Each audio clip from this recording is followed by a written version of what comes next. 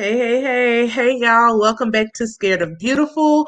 My name is Plez. Thank you for joining me here. I don't know where you live, but it is here in Louisiana, this rainy, dreary afternoon, evening now. Um, Thank you all for spending your time with me and listening to my thoughts on all these crazy reality shows that we love and sometimes love to hate. Um, People have been asking me about my thoughts on Ready to Love. I planned on covering this from the beginning, but my work schedule, my uploads have been crazy lately, and I haven't been able to get it uploaded. So I'm going to do it live, and hopefully tomorrow, because the new episode comes on tonight, I can get back on the regular upload schedule. Hey, Christy, I see you all in the chat. Hey, Zelene, thank you so much. Y'all are so supportive. Thank you for joining me here. Audrey, you're in DC. I hope you're having a great day. TLC, hope all is well, please. Yes, it is. I took today off to get ready for my birthday, which is Monday. Um, and I just wanted to spend some time. Work has been crazy, y'all. They have gotten their money's worth. And so I just wanted some time to kind of pamper me, do some things, wanted to get my hair done. The weather did not allow that because I have natural hair and I would have been throwing $100+ down the drain if I went and got it straightened in this weather. So I put that off, but I did some other self-care things today. I hope you all are taking care of yourselves. If not, make some time for it this weekend. You know, you have to make time for yourself. You cannot pour from an empty cup, honey. So, Ready to Love, if you all don't follow the show, it is probably at this point the only dating show featuring Black singles and not like back in the day with Flavor of Love or things like that. These are regular schmegula, everyday people, no celebrities, although some of them may think they're celebrities, but no bona fide celebrities like Flavor Flav or, any of those people on the shows that we used to watch. So for me, for those who may be new here, if you are new here and you like what you see, please subscribe to the channel, like the video, send your comments. I love getting you all's feedback. And hopefully every time I do a video, my goal is to entertain, empower, enlighten, and educate. So in this video, I'm going to talk about my first impressions of the cast. I'm going to give you my top 10 things that I noticed from the first Mix and Mingle episode. I'm not going to go through the episode like I normally do because it was too disjointed for me. It was like, it was a mixer. So I'm going to give you my top 10 things that happened that stuck out to me on the episode. And lastly, I'm gonna give some psychology, some knowledge that I found out on these internet streets about why we think nice guys finish last. Do they really finish last? Or is it just our mind playing tricks on us? So that is how this video is going to go. I hope you all stay. I hope you all are engaged and that you really like it. Back to what I was saying. If you're new here, my name is Plez. I am an attorney by trade, but more importantly, I'm a woman. I'm a Black woman, honey. The best there is.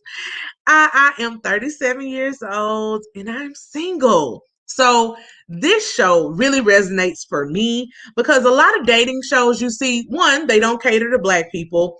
They may throw a few of us in here or there, honey, a sprinkle of a token here and a token there. But this show was set up for Black singles and they cater to people between the ages of 30 and 50. And for me and my friends, that's where we are. I have so many great professional friends who aren't married. Some have never been married. We don't have kids yet. So I really like seeing programming like this that speaks directly to the core of who and what I am. I really identify with it. So I'll give the first show that they showed this season. They're back in Houston. They did their first 2 seasons in Atlanta. Last season, season 3 was in Houston. This season is going to be in Houston. And just a little tip out there, if you are single and in the Washington, D.C. area, I have seen different postings on different websites, and these are actual bona fide, like acting, casting websites that Ready to Love, the own show, is actually casting right now in Washington, D.C.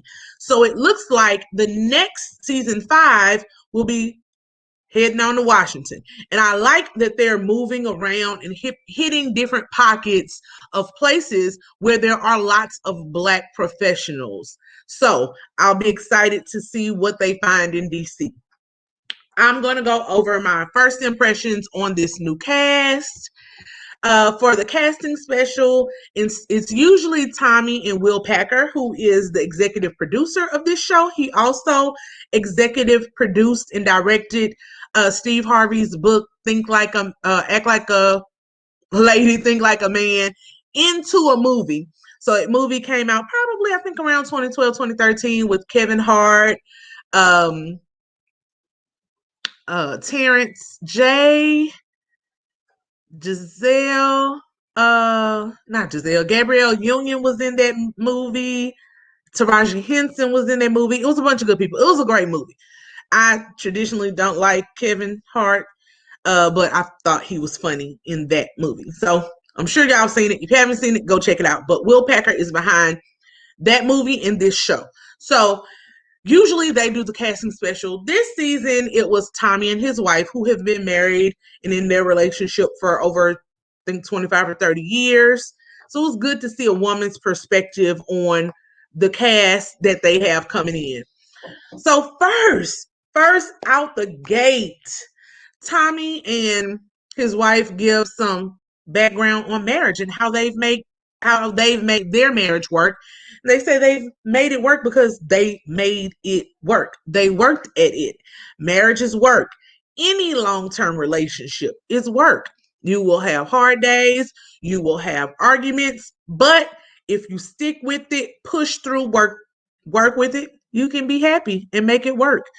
So the first person we see is Joel. Joel, as soon as he opened his mouth, I could tell he was from New Orleans. I lived in New Orleans for 17 years, y'all. I love it. It is probably my favorite place in the United States, at the very least. Um, but I know that accent when I hear it.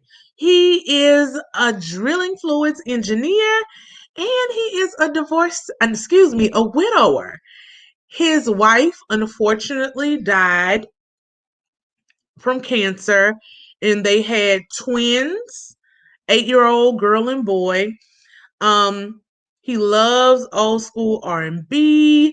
He says he should have been a comedian instead of a drilling fluids engineer, and he is definitely ready for an old lady. So I liked Joel. Joel was definitely eye candy. I traditionally like darker men, but I mean, he was a handsome man, very nice body. He was working out in his video, and you could tell that he really takes care of himself.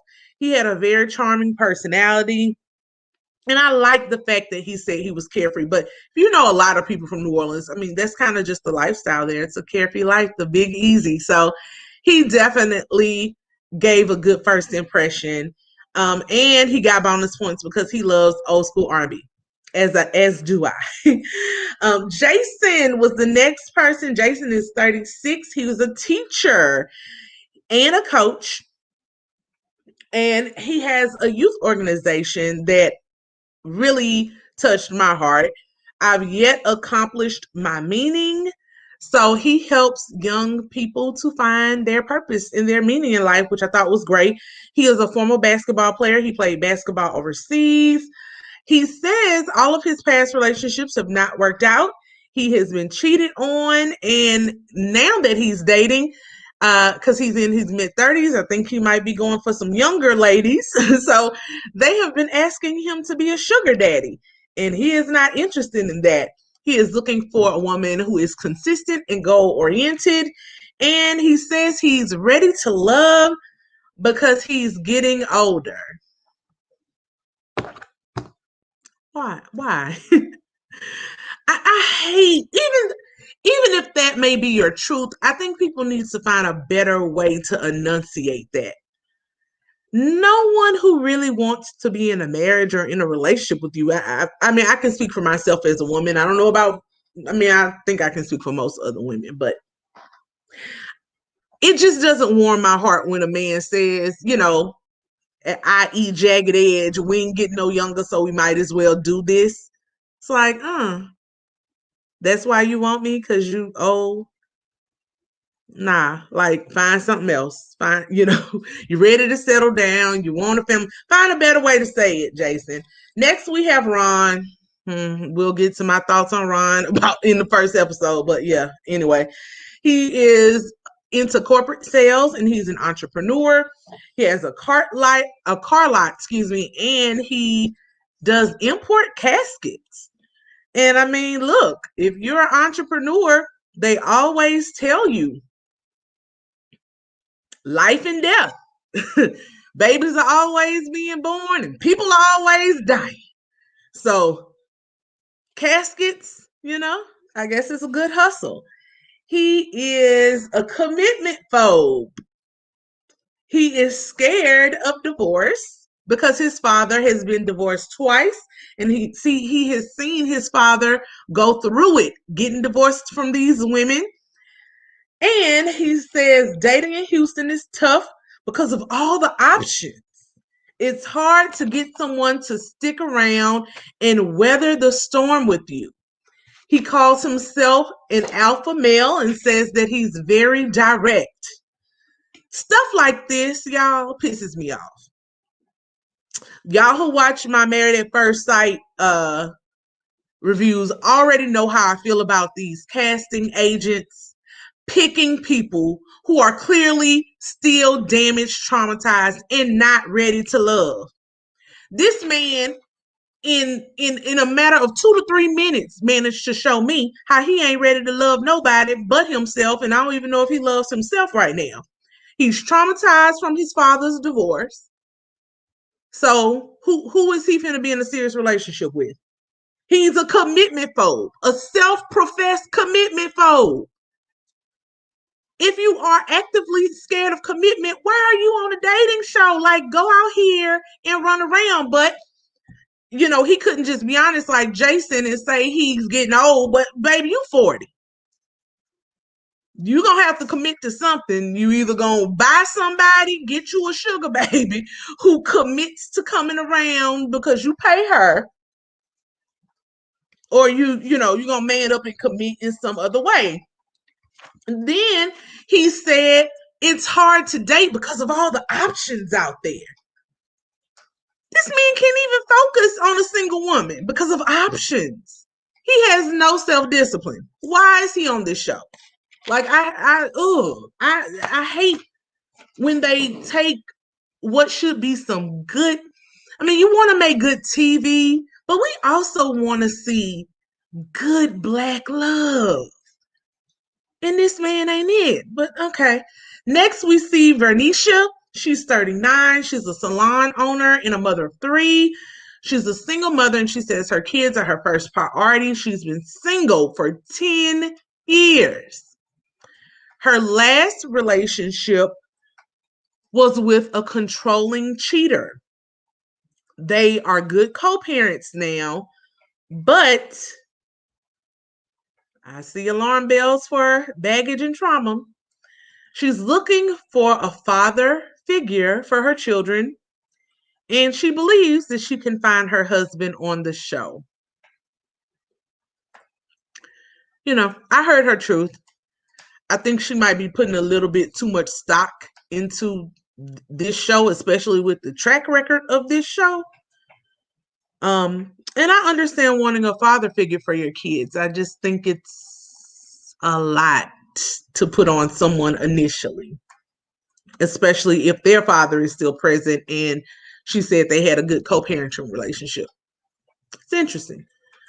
Next we have Chrysanthemum. She's 39. She's a flight attendant and she is a social butterfly. She says men are intimidated by her profession, and they don't think that they can measure up.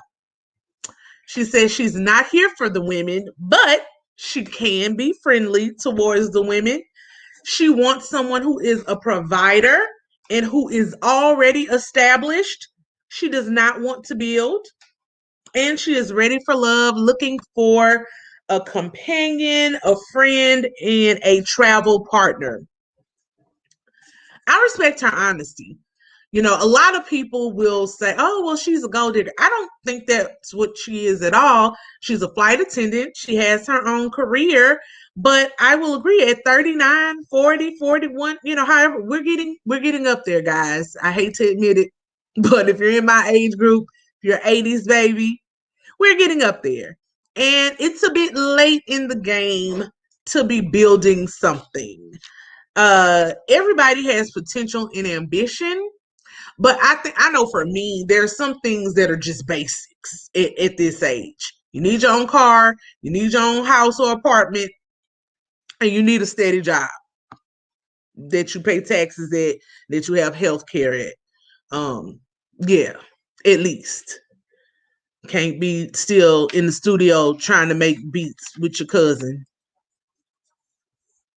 Or at McDonald's. McDonald's is cool if you're the manager, but if you don't have any goals, if you're not trying to move on up, well, where are we going with this? Where are we going with this? And that's no hate or shade.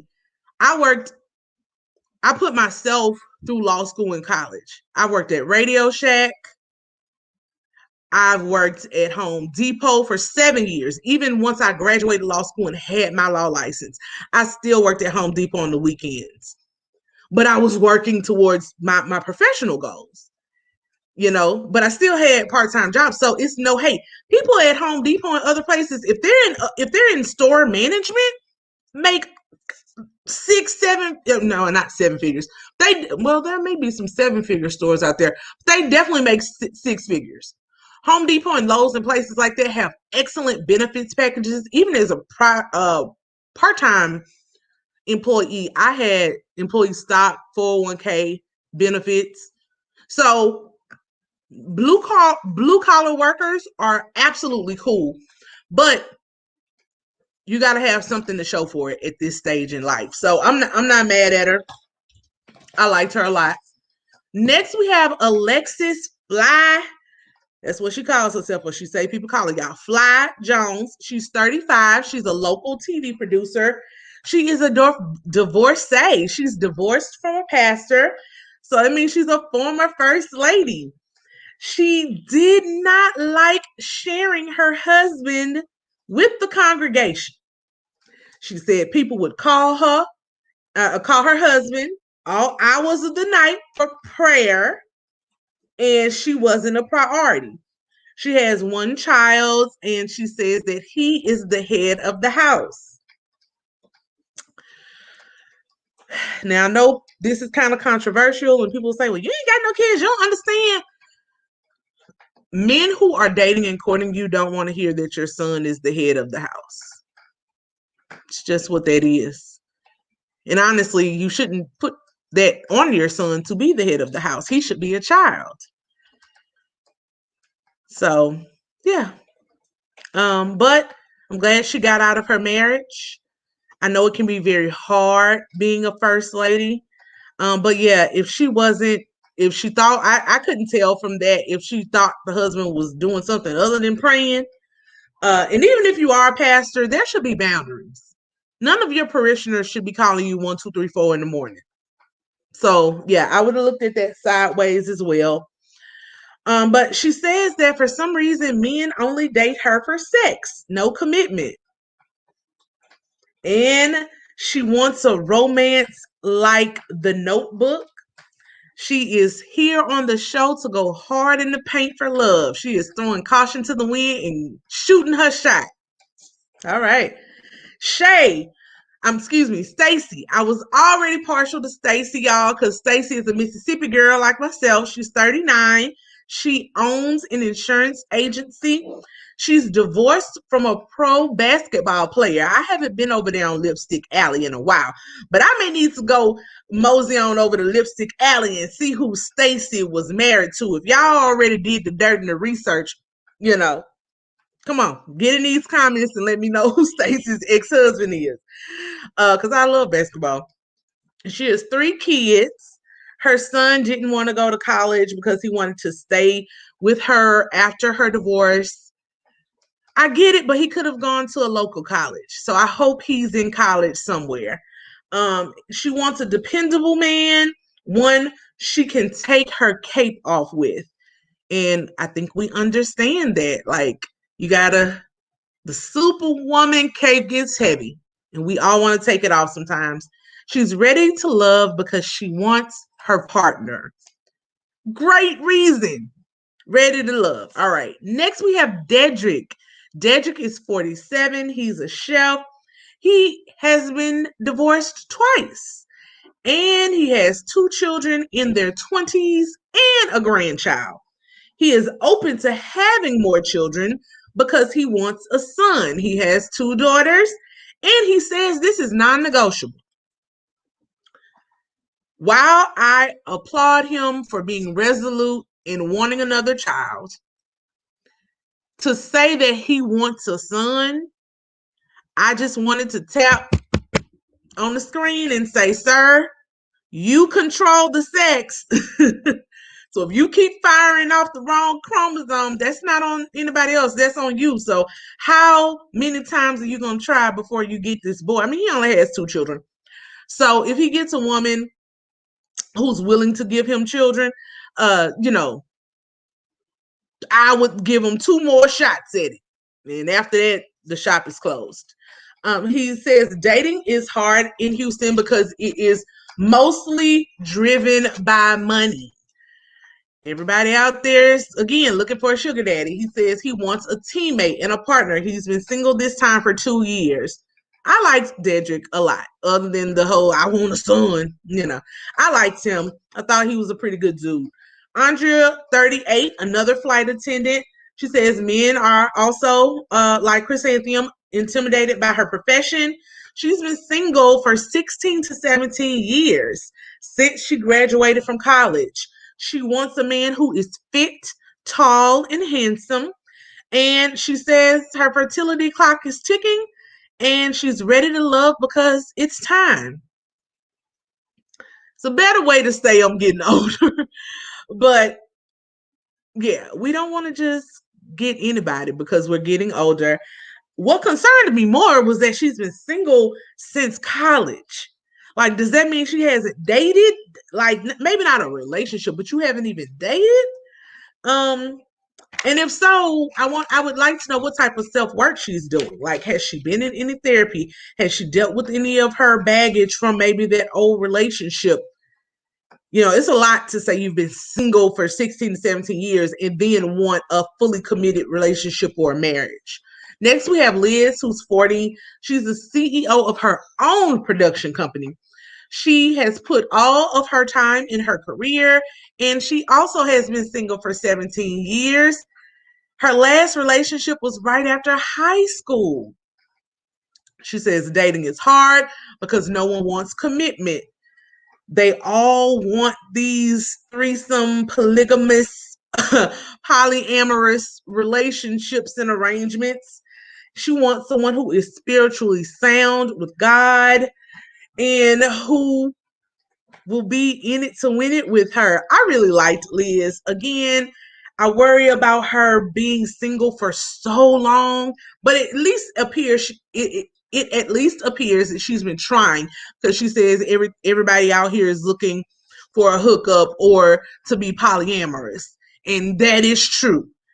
People have latched on to this for whatever reason, and half of them, people look at polyamory And I don't think they do their research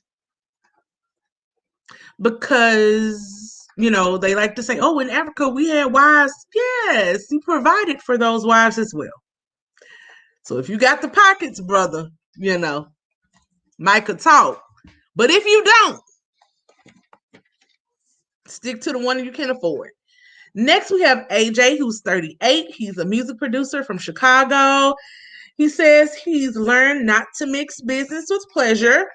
He knows he may appear cocky or overconfident, but he says he has sown his royal oats. He has grown, and now he is ready to love and settle down.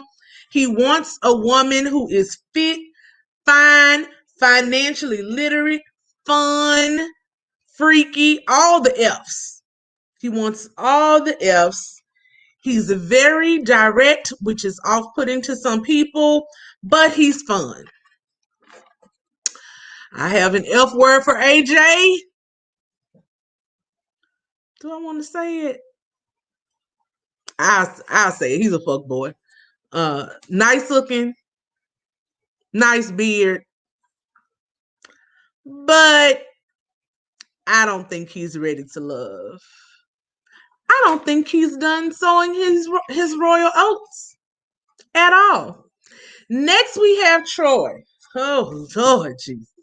Troy's 51. He's a regional manager for a GPS company. He loves his job and his daughter. He's a lifelong bachelor. Why are you on this show if you're a lifelong bachelor? Lifelong means you have committed to being lifelong bachelor. He wants a woman who is fit and petite. He's not attracted to full-figured women. He is the best catch in Houston by far, per his own estimation.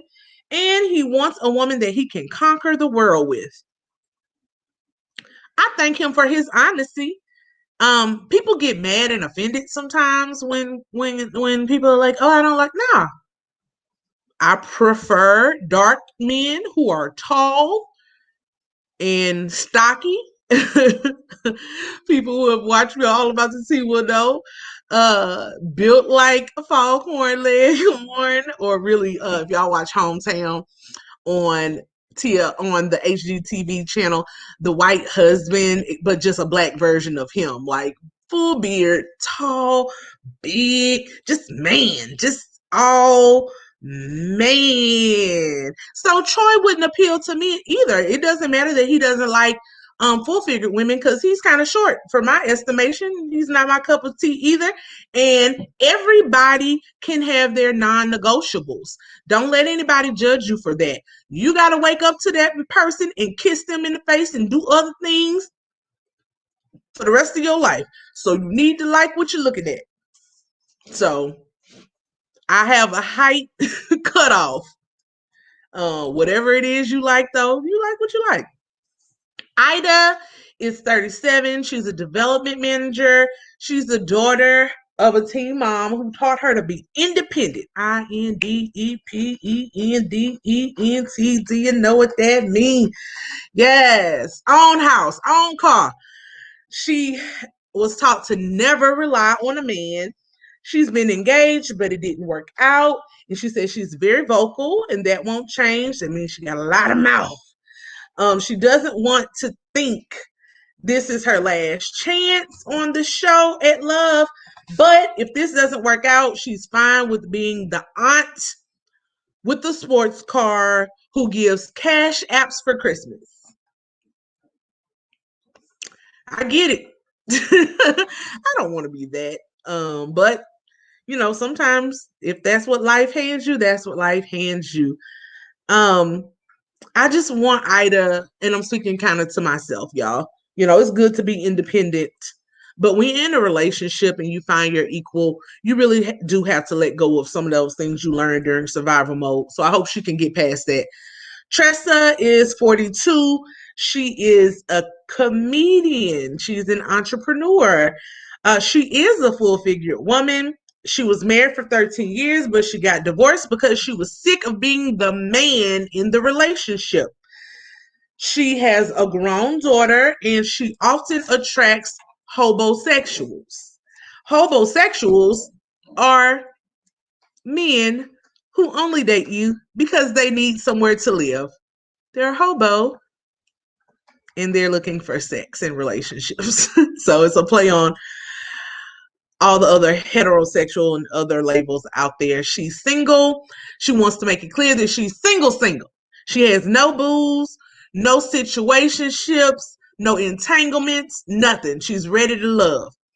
She deserves something real and she's ready to love because she wants to be a power couple with someone. And if this show doesn't work, she says she's going to be a nun. Look, it's hard out here for a pimp. Christian is next. He's 36. He's a postal worker. He does event planning on the side. He also only wanted sex in the past. He had a problem with addiction, but he's now sober. He's been sober for 3 years. And he's ready to love because he thinks it's time to be vulnerable. He's happy with himself and he's ready to be in a relationship. I like Christian. You know, I liked that answer. That was some self-introspection. That was some reflection. That was a real reason that you're ready to love, not because you're getting older. Next, we have Khaleel. Khaleel's 41. He's another teacher. He loves his jobs and he loves preparing children for the world. In 2013, he had a really bad car accident and met a lady from the UK. The lady saw him through his accident, tried to help him back with his healing journey, and he fell in love with her and married her. She got him a visa to the UK, but he just wasn't ready. He didn't find a lot of work over there, and he decided to annul the marriage and come back to the United States. He says he attracts gorgeous women that are mean and savages. He loves dark-skinned women, voluptuous women who are smart. His ideal type is a mix of Erykah Badu, and Lauryn Hill. And he said he's ready to love because love makes the journey of life better. Again, great answer, great introspection. I like that he likes the type of women that some people may not like. Thank you, Catherine, so much for the super chat showing some love, please. Thank you so much. I appreciate it. Next, we have 3 more. We have Amber, who's 31. She's a criminal attorney. She talks about the misconceptions of her career. She argues enough at work and doesn't want to argue at home. I get it, sis. This is what I was talking about earlier or in my other video on Married to Medicine. You all go check that out if you haven't been able to check it out. Check out the replay. I am an attorney. I do not argue or like to argue in my private life. My job is combative enough. I want peace at home. So I am here for Amber. I completely understand. She says it's hard to date and find men that she wants to give her time to. She is the all-around girl. She's beautiful and fun. And she says that when her mind is made up, it's made up. Only Jesus can change it. And even Jesus struggles with changing it sometimes. She's ready to love because she's open to love and it's time. The one thing that I would caution her on is the stubbornness and being stubborn. You know, in relationships, you have to compromise. You have to be open to hear and listen to your partner. So that when my mind is made up, is not going to play out well in any marriage or relationship. Get you some therapy, sis. Fix it. David, 44. He's a real estate agent and investor. He's also a wedding officiant on the side. He is one of 7 children. He's been married 2 times and he has 4 kids. His parents recently got divorced after 40 years of marriage. He's very hurt. He gets emotional when talking about it. He calls himself a hopeful romantic instead of a hopeless romantic, which I thought was really cute. But he admits that he's picky. Ultimately, he says he likes character over looks. We'll see how that plays out. You got to at least be enticed by what's on the plate before you can get to the character. But I understand what he's talking about. He basically said he wouldn't want a drop dead gorgeous woman who had a bad spirit, which I get. Kyra is the last new single. She's 34. She's also an attorney. She says she's a professional and a ratchet woman, sophisticated ratchet. She got it all mixed up in there. Cardi B and Michelle Obama, as she said. Her last relationship was with her college sweetheart. It was the relationship lasted for 9 years and it ended because of his infidelity. She's over the single phase and ready to start back dating. She loves chocolate and is ready to love. So those are the new singles. Those were only 19 people. We learned that in this first episode, the Mixer and Mingle episode, that they have invited Chris from last season, season 3, back. Chris was a radio personality and he got laser focused on the show with dating a lady named Naya. And him and Naya's relationship that they were building went left when Naya's friend asked him about finances and who should pay things in the household. And Chris gave one of them 50-50 answers, and Naya wasn't having it. She is not being any man's roommate and paying half of the bills. So, those are the new people. Y'all let me know in the comments what you think about them. Check out the show if you haven't already. Look up some pictures. Overall, it's a very good looking cast of people. But we get more into their personalities in the episode that aired last Friday, which was the Mixer and Mingle episode. So like I said, I'm not going to run through this whole episode. I'm just going to give y'all my top 10 standout moments or thoughts that I had when the episode was on. So the first thought I had was Joelle. If y'all don't remember, Joelle was the 42-year-old from New Orleans, baby. And Joelle was giving me, I'm sorry, but he was giving me cat daddy vibes, y'all. Joelle had his whole chest out. You hear me? Whole chest. And was just doing the absolute most. I do like him a lot, but I just when they kept showing him and the shirt was like, I ain't gonna do my shirt, but it was all the way down here with the chains and the little taco meat. I was like, oh, Joel, he's handsome as is. I just, he didn't need to give that much. Just pull it back just a little bit. Next, Liz and David. Liz was the 40-year-old TV producer.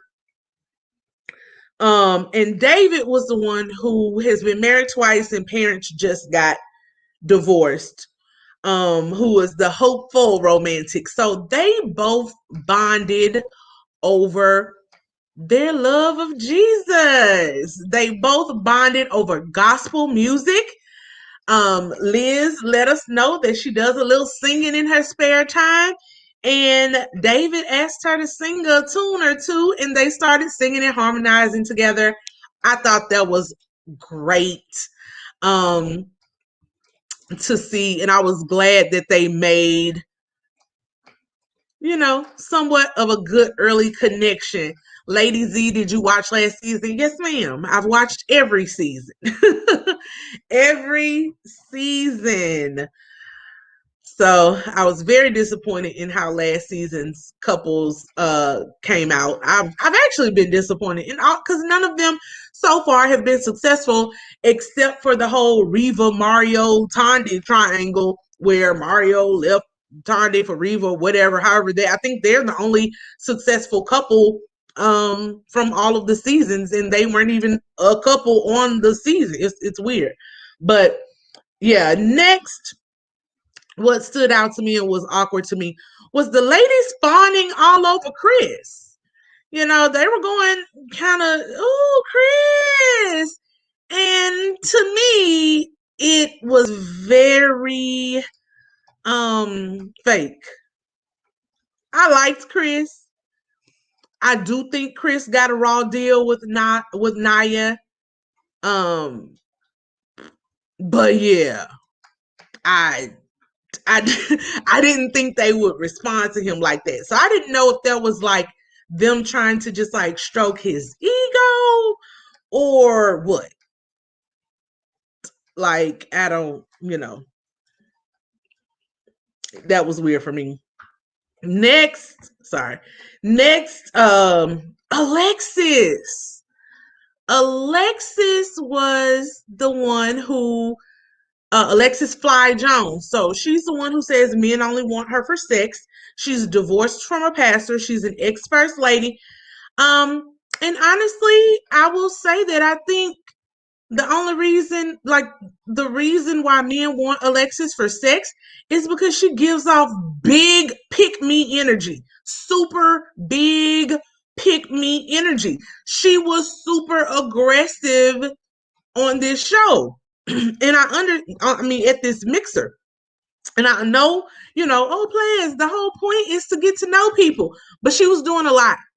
I mean, she did say she came on the show to go hard in the paint, but she was doing a lot. Like when Tommy said, "Oh, he started going around talking to the people." Anyone who watches the show, you can tell almost all of them have watched the show, knows that when Tommy is doing that, they're getting names together to see who's going to be in the bottom. And Alexis, like, literally almost stopped mid-conversation talking to whoever she was talking to say, "Oh, I got to go get to know other people."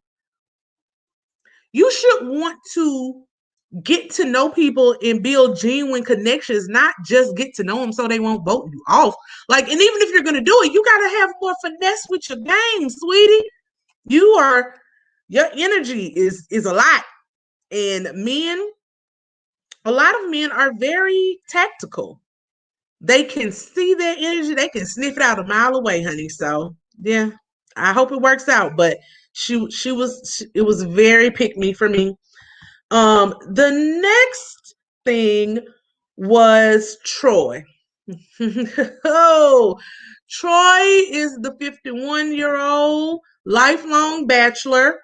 Troy was up in everybody's face, promising everyone a trip to Cancun.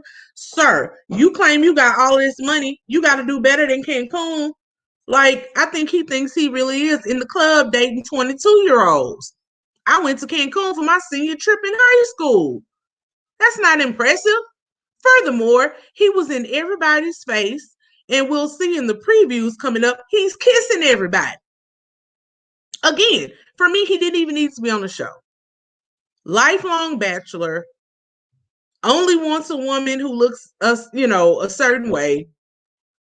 So many different red flags. Like, just run, ladies. Just run. Get Troy off my screen. Next, Tressa. I really like Tressa. But if you've watched this show, the comedians never really fare well. And it's really hard because I think most of them are like really good people, but they just, people don't want to give them a chance, and they feel like, she's just a friend. I don't know if I hear some men talk about the homegirl energy. They have too much masculine energy, like the girl from last season. I can't remember her name, but she was mad aggressive. And Denise was one, but it wasn't Denise. It was the light-skinned one or lighter-skinned one who was talking about when old boy showed her his Kappa brand. He was like, yeah, thank you, Audrey. Thank you, Shay. Shay was like, I love Kappas. Show me what the Kappas do. Like, she was too much. Her energy was too much. And I feel like with Tressa, unfortunately, there are kind of stereotypes and all kinds of things. I just think they're going to say, oh, she's just like a friend. She's a home girl. So that kind of made me sad because I'm sick of that being the narrative for funny women who, just do kind of have that more chill kickback vibe. For some reason, a lot of men just don't find that attractive for whatever reason. Next we have Ron. Ron was a complete butthole. Ron is the one whose father has been divorced twice and who says that he is a commitment phobe. Ron was talking to Andrea and letting her know that he did not see her as being housewife material. He didn't think that she was a woman who could stay at home because she was such an independent woman. He wanted someone who could cater to him. And all this is all I saw, y'all. We don't do that here. There's nothing wrong with being a housewife. There's nothing wrong with catering to your man. But a lot of men who want that life don't then want to take on all of the things that come along with having a housewife. You have a housewife, you need to support the whole family. And Andrea was open to it because she was like, okay, once the kids, is this just while the foundational years, while the kids are, until they're 5 and they get in school? And he's like, no, kids aren't temporary. You still need to be there. Why does a woman need to be at home from 9 to 3 if the children are at home at school from 9 to 3? So the fact that he wasn't even open to his potential wife maybe having a part-time job, that's a problem. Like, I get you.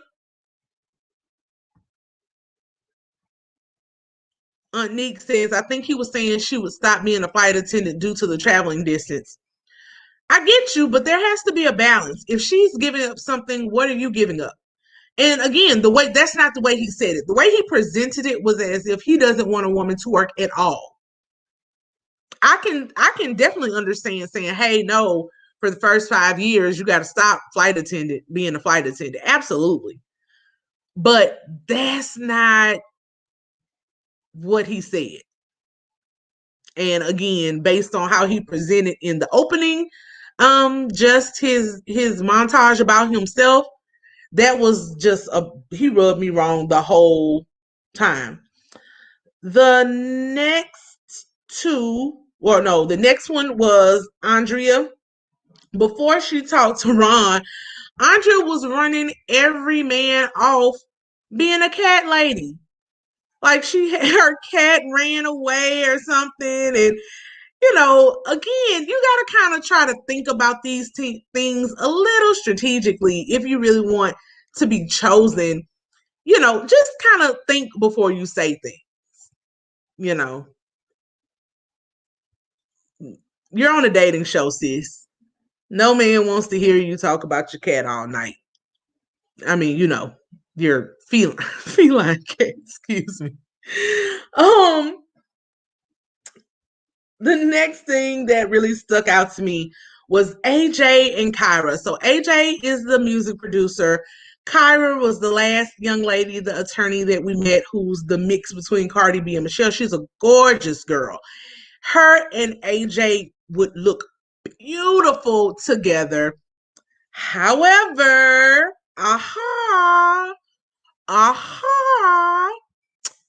they already know each other. They dated before. And Kyra says AJ is in her book of "Don't Date Him, Girl, Never Again" um, memories, because she and AJ on their second date, she went to the bathroom and AJ was supposed to be paying the bill. She had opened a tab. I guess maybe AJ got there late, so she had a tab open at the bar. And when she got back from the restroom,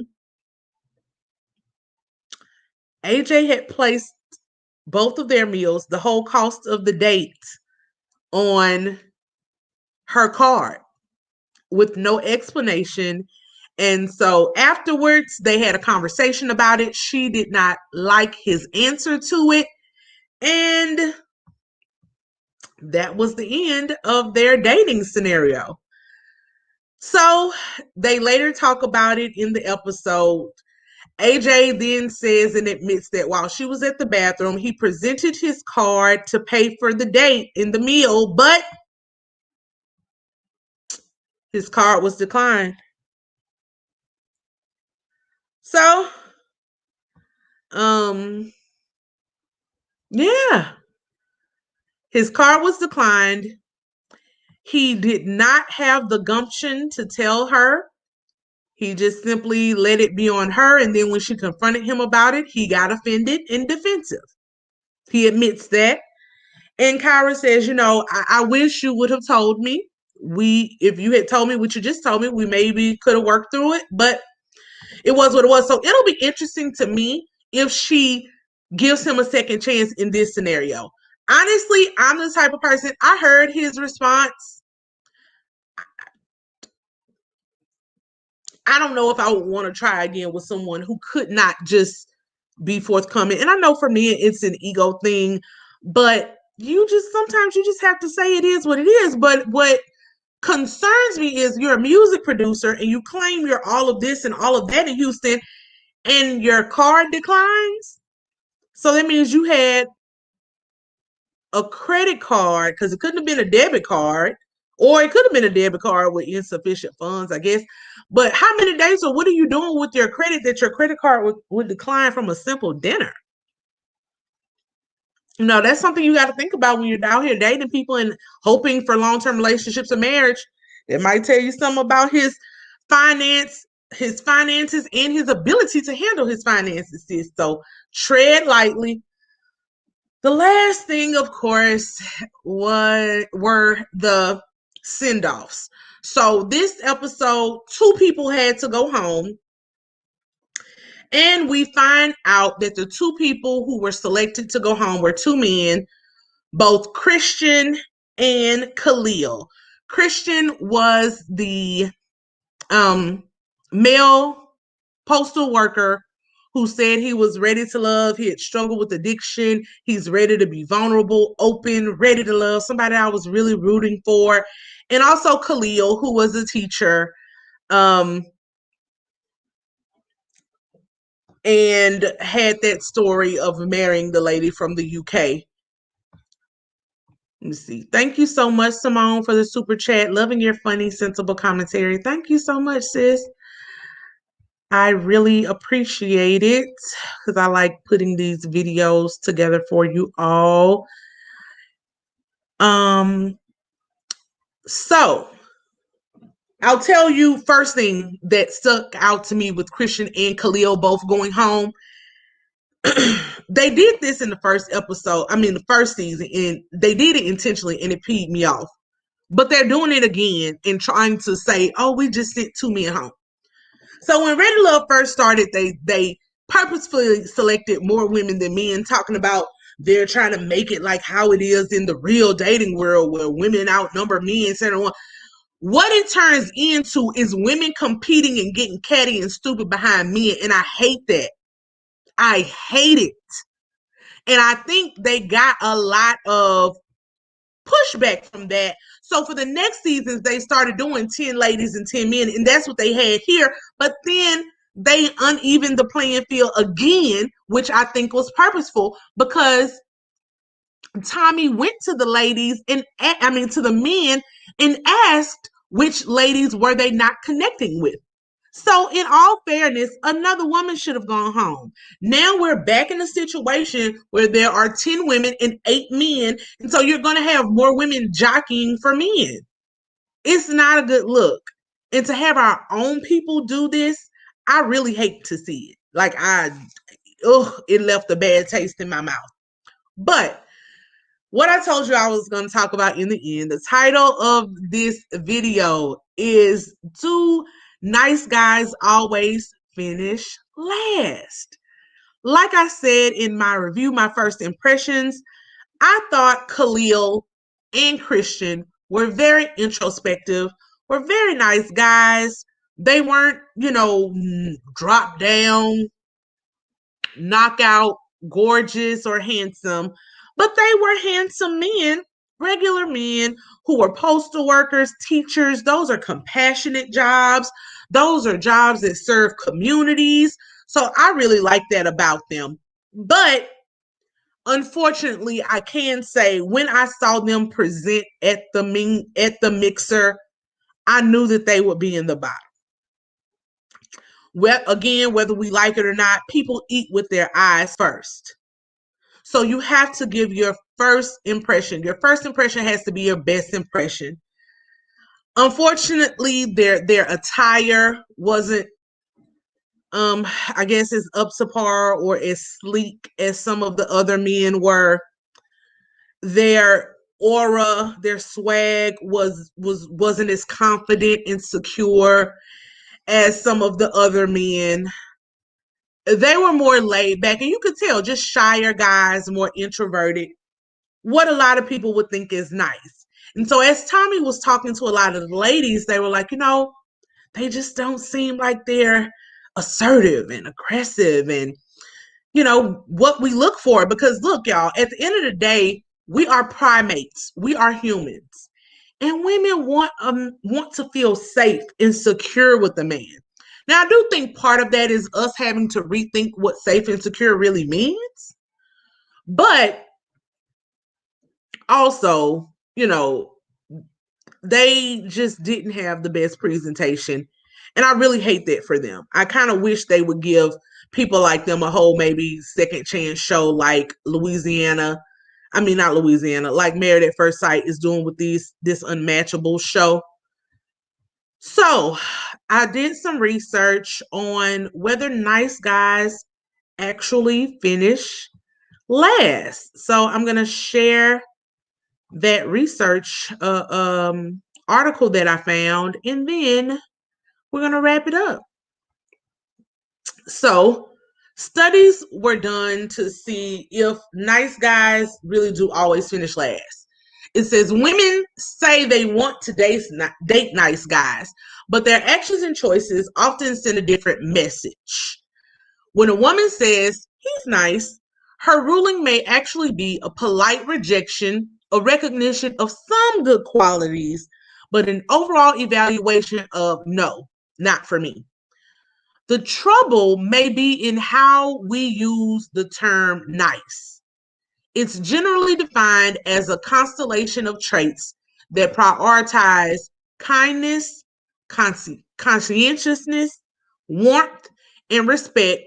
But when it comes to romantic interest, nice can be a shorthand antonym for bold, strong, or sexy, instead meaning needy, weak, predictable, boring, inexperienced, and unattractive. So, in regards to Christian and Khaleel,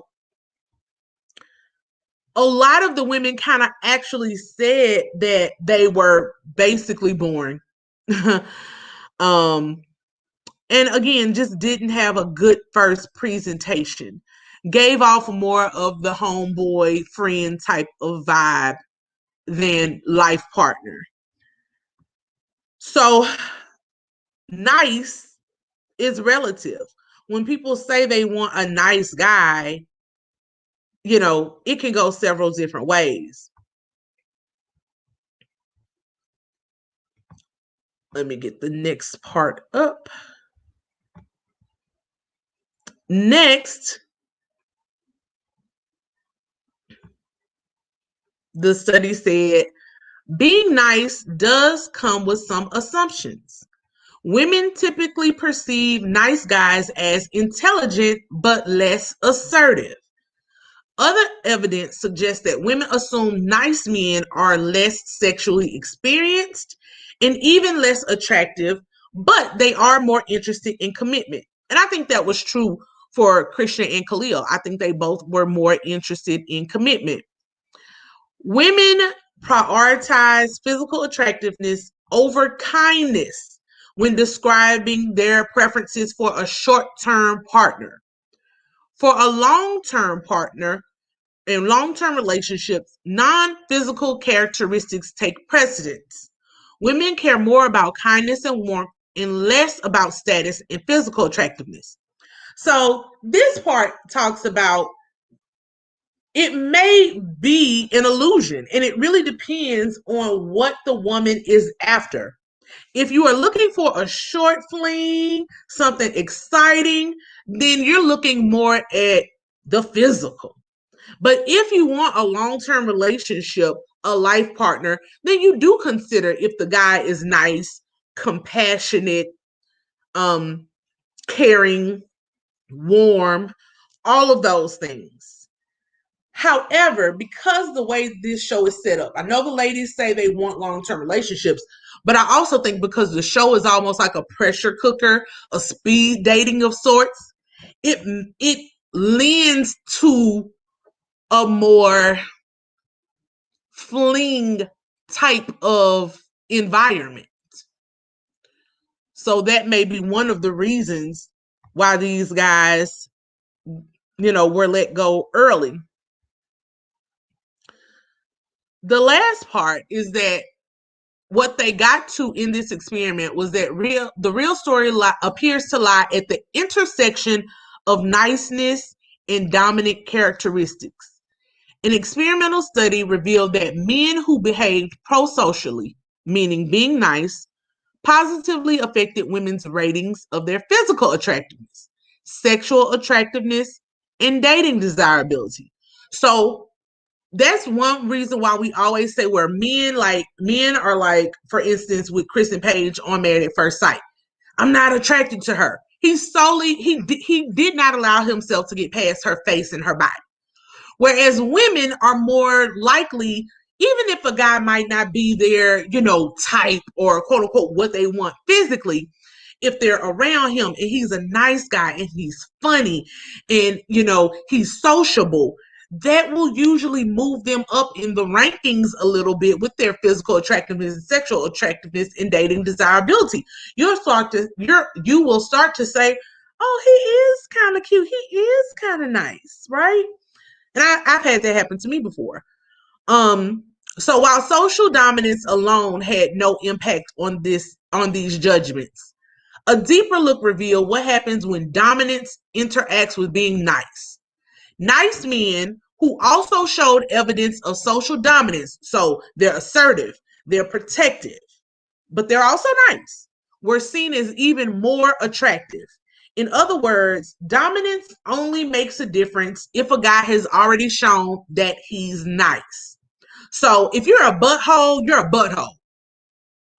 If you're a jerk, you're a jerk. You being dominant doesn't help that. But if you are nice and dominant, you are a catch. Nice ultimately is a foundational characteristic that has a positive influence on women's preferences. So, guys who may be out there watching, what this is telling us is nice ain't enough. So y'all can stop whining on the internet and saying women don't really want nice men. We want nice men, but we also want men who can protect and who can provide. Nice is a foundational characteristic, but it's not all that there is. So for people out there who try to shame women and say, oh, well, you didn't like what was on. Well, I don't have to like somebody just because they like me.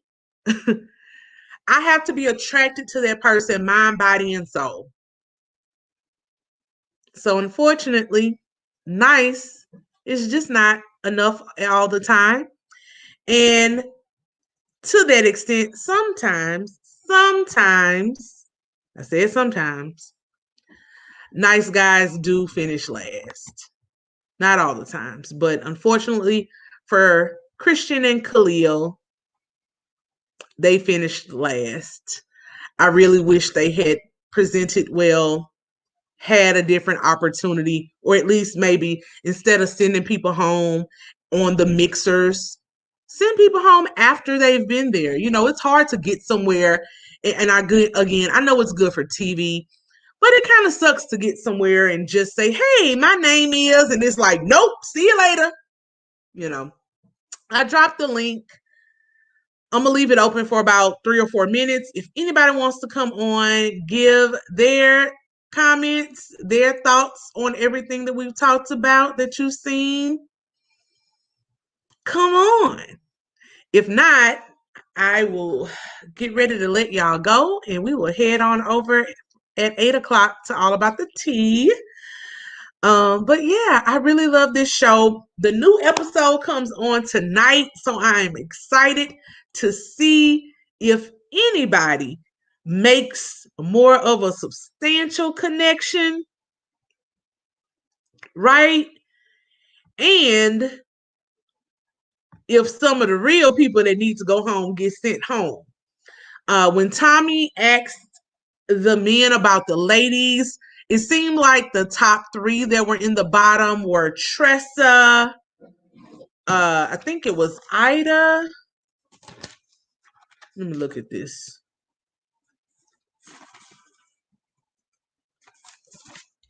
Tressa, Ida, maybe. And I think those were the 2 main ones in the bottom. A lot of guys liked Chrysanthemum. Oh, and Andrea. Yeah, you're right. The cat lady. Andrea was also in the bottom. But a lot of people liked Liz. A lot of people liked Chrysanthemum. A lot of people liked Kyra.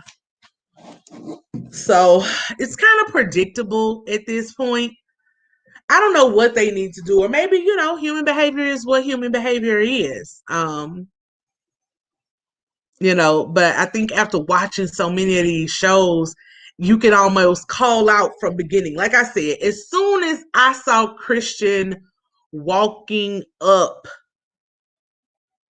to, the thing, I knew he was going to be sent home. Not Christian, Khaleel, especially with the blazer and the jeans that he had on. And he was sent home first. Audrey says, Ready for Love is showing now. I don't think that's the new episode, sis. I think I think that's the episode that I'm talking about right now. The new one comes on at 8. So I'll watch it after we get off of All About the Tea and hopefully have a video up about it tomorrow. But I love y'all. Thank you so much for joining me here. I hope you enjoyed it. Thank you so much for the support and the super chats. Like I said, I love shows like this. I love. And I love to see Black people on television fighting for love, fighting for ourselves. The Black family is very essential to the Black community. So I just want to see more. I want to see more. I will be happy when if some of these couples actually stick together and make it. It's a dope thing to see. So thank you, Leela, so much for the super sticker and the support. Lady Z, will this be my regular time slot? I don't think so. I just did this today because I took off to get prepared and to get some downtime for my birthday on Monday. But normally I'm at work. Well, not right now at 7, but I usually don't get off of work until about 6 or 6:30. And then we get on All About the Tea at sometimes 7:30, sometimes 8. So if I can squeeze in some more lives, I definitely will. And I'll definitely start going live at certain times because there's lots of videos and things that I want to talk to y'all about, not just these reality TV shows. But I wanted to do it because people have been requesting or asking, and I do follow Ready to Love. So I wanted to review this show. And I hadn't reviewed Married to Medicine in a while, so I needed to catch up on those too. So I love y'all. Hey, Camila. Aries season gang gang. Yes, ma'am. We are here.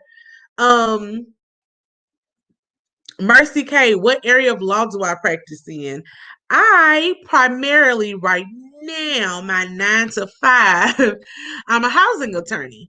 But I also do civil, just general practice type work, wills, successions, property issues, contracts, um, yeah, all those good things. I don't do criminal law. I don't do family law.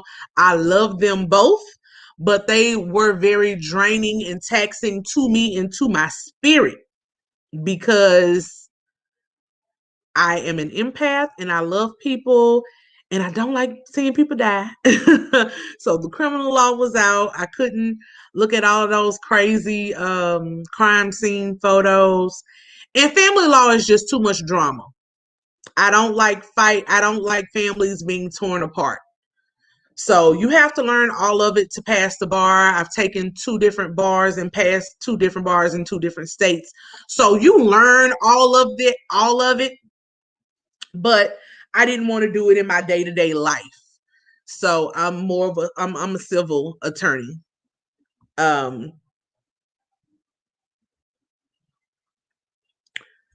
Who is this? You have me hooked on Law and Order Organized Crime. Sis, they got me hooked. So I don't know if you're a sis or a guy, but who you DGF, they have me hooked. Y'all, if y'all have not checked out Law and Order Organized Crime, please check it out. It is the new series of the Law and Order franchise. They brought back Detective Stabler, Christopher Maloney, who I absolutely love, and his antagonist in this series is none other than Dylan McDermott. One of the reasons I went to law school was Bobby Donnell in The Practice. I love that show on ABC. Dylan McDermott was Bobby Donnell. So I love seeing him and Christopher Maloney back on my screen, and they're together. And it is so good, y'all. I haven't been able to watch the episode from last night yet, but I am watching it either tonight or early in the morning. It is good, y'all. They are knocking it out of the park. Vanessa, thank you so much. Happy birthday, Queen Players. Thank you so much, Vanessa, for the early birthday wishes. Let me see. Mercy K. That's great to know so that when needed, we know who to go to. I love your perspective and approach. Thank you, sis. You know, like I said, even if I don't practice those things. Again, I have general knowledge, and all law, you go and read the law and the statutes for yourself. Law school just teaches you how to interpret statutes and what they mean, pretty much, and to practice them. But A. Freeman says, what day does Law and Order Organized Crime air? It comes on Thursdays, right after Law and Order SVU. So good. And the Black people, yes. Dylan McDermott, his character in this new show, he has a Black wife. So I'm excited. Camila Copeland says, I was getting ready to ask who they bring back. I will check it out. Yes, they brought back Chris, if you're talking about that. And if you're talking about Law and Order Organized Crime, they brought back Detective Stabler, who I have missed so much. But I love y'all. Camila says, can you do a law advice hour? Sure. If you are, well, one, this is the internet, so we can't call it advice. I can talk about general legal topics and principles, and I would be happy to do that. So y'all, if you don't follow me on Instagram, I'm ScaredofBeautiful on Instagram. You can send me a DM on Instagram. It might take me a day or two to respond, so please bear with me. Especially right now, because I got a lot going on. Birthday, I'm going to my hometown tomorrow just to be by my sister and my dad. because it's my birthday. I'm not going out like I would normally do or having a lunch with my friends because it's still COVID and I still want to be safe. So I'm just going to be around close family. But so if you have a topic, just inbox me or in my About Me section on the YouTube channel. My email is scaredofbeautiful2020 at gmail.com. So you can always send things to my Gmail or to my Instagram. Rhonda says, do I like using dating apps? I take the good with the bad. It's okay. And honestly, right now, it's my only option. I'm not going outside and being extremely social with COVID. I did finish my last vaccination shot last week, but you still kind of have to stay around, stay under wraps for 2 weeks after your shot. That's when they say you should be fully vaccinated. And then after that, you still have to use your mask and things like that. So I'm still not ready to be really just out hanging out at bars and stuff like that. And the professional places where you would meet somebody, those have kind of stopped here too. No one's doing conferences or, most of my meetings now, I still work from home except for 1 day a week. So I'm still at home. All of my meetings are by Zoom. So it's just hard to kind of get out and meet anybody right now. So the dating apps, they are what they are. The problem is, as who's that? Liz said, no one wants to really date or be, somewhat. You don't start off dating being serious, but my question is always, what are you looking for? And if the person is just looking for somebody to smash, well, okay, we're not compatible, So I cut those off real quick. I talk to people, I get to know them. That's also why I like the slow stuff with the dating app, sending messages, and then that might progress to me giving you my number, phone calls. You go from there. But yeah. Lori C, thank you for the super chat, sis. Awesome recap, players. Thank you. Thank you so much. And thank you for your support. Catherine asks, what dating apps am I using? Right now, I do Bumble and Tinder. So it just depends. And I know in my other video, people were like, Tinder's a hookup app. If that was the case, all dating apps would be considered hookup apps. It depends on what you as an individual go looking for. And because of my discernment, I am easy. I can spot when somebody is only there looking for a hookup. But the reality is a lot of guys these days only want hookups. So, it's all a needle in a haystack. Furthermore, I'm not really actively looking. I like presenting myself on these apps and they will come to me who's supposed to be for me. LaShawn Cleveland, happy birthday, players. Thank you so much. Mine is 420. Yes. Yay. So happy birthday to you too, LaShawn, next week. I hope you have a great day. And be careful. I don't know if you partake in the 420, or not. But if you do, enjoy and be safe. Plus, Vanessa says you have to start a dating show one day. Hey, from your hands/lips to God's ears. If someone sees me out there, some agent is looking for a talent, I would love a dating show. I would love to be one of these experts like on Married at First Sight. Because, baby, you can't just have the book sense. Gotta have the social skills, and you have to know how to observe and read people. Gotta look beyond what they say and what they fill out in that application. But thank y'all so much again for the love and the support. I love all of you all. Thank you for joining me here. If you followed me from All About the Tea, thank you for seeing something in me and wanting to see me on my own platform by myself. I'm going to wrap this up. So we got to be over on All About the Tea at 8 o'clock. This will be my last one, Lady Z. Would you go on Ready to Love? It depends. I personally don't think I am a reality personality type person. I just don't think that's my personality. But you never know. When I get where I want to get in life, maybe I would apply one day. One thing I haven't talked to you all about that I'm really passionate about is game shows. So you are more likely to see me on a game show before you see me on a dating show. But you know, I never say never when it comes to certain things. So love y'all. Thank you for joining me here. Thank you for all of the super chats, the support. It has really been humbling, honestly.